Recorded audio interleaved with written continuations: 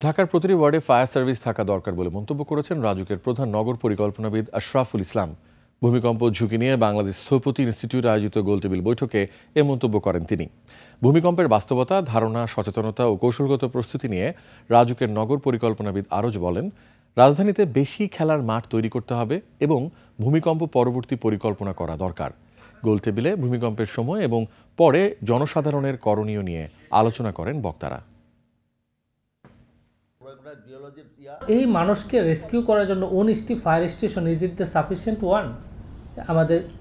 আমাদের তো দরকার ঢাকার যে ডেন্সিটি, সেই ডেন্সিটিটা প্রতিটি ওয়ার্ডে একটি ফায়ার স্টেশন থাকা উচিত, তার যে করা উচিত।